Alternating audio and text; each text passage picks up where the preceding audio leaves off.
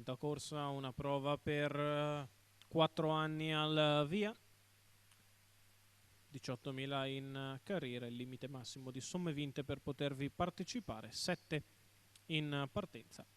All'1 Brunita Caff Lorenzo Baldi, 2 Bramante Cla Stefano Baldi, 3 Bellissima Gara Marco Stefani, 4 Bacio di Luna Antonio Greppi, 5 Bel Volo Marco Volpato, 6 Beatles Spritz Marcello Di Nicola, 7 Bella Stella Sandro Capenti. Parte piano Beatles Spritz, si ritrae anche Bel Volo. Bacio di Luna cerca di scavalcare quelli all'interno, è veloce Bramante Cla, ma è molto veloce anche Brunita Caff, che mantiene l'iniziativa. Imbocca la prima curva in vantaggio allo steccato Brunita Caff, va all'attacco Bacio di Luna che prova a metterla sotto pressione, mette mezza figura avanti all'avversaria, finisce la curva e Brunita Caff prova a replicare a Bacio di Luna che insiste all'esterno ma non ha messo tutto avanti, c'era ancora il Salchi e allora Brunita Caff con la dritta ovviamente migliore di camminata, riaccelera e mantiene l'iniziativa. Numero 28-9 5 Belvolo la spesa iniziale squalificato. di Brunita Caff per rimanere davanti nei confronti di Bacio di Luna. In terza posizione c'è Bella Stella, poi Bramante Cla, all'esterno Beatles Spritz. 44,5 per i 600 di gara, si viene davanti alle tribune con Brunita Caff che guida nei confronti di Bacio di Luna.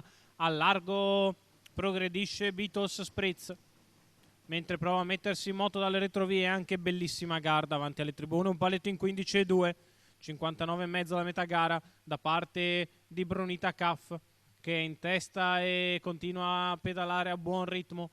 Sembrano far fatica i due inseguitori. Beatles Spritz al largo e lungo la corda Bacio di Luna, si sposta dai birilli allora Bella Stella che va in schiena a Beatles Spritz, il chilometro in 1.14,9, 15,3 per la curva e Brunita Caff sta guadagnando margine, si mette in mezzo alla pista Bella Stella perché ha capito che Beatles Spritz non la porta più avanti. Lungo la corda Bacio di Luna non tiene il contatto con la leader, prova ad avvicinarsi anche Bellissima Gara che è al largo e deve trovare la destra libera. I 3/4 miglia in 1.29,7, l'ultima curva passata in 15,2 da Brunita Caff che viene in retta arrivo in chiaro vantaggio, rompe Beatles Spritz.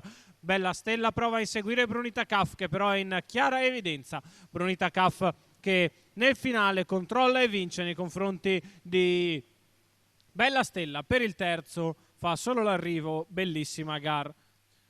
2 minuti il totale, 1.14,9 il ragguaglio cronometrico, il successo di Brunita Caff, Lorenzo Baldi, allenatore e guidatore per la scuderia Super Fantastica che è proprietaria della 4 anni da Exploit Caff e Fantastica Star, che vince in partenza mantenendo di fuori e poi secondo alla corda Bacio di Luna, mantenendo lei l'iniziativa della corsa cost to cost per Brunita Caff e Lorenzo Baldi.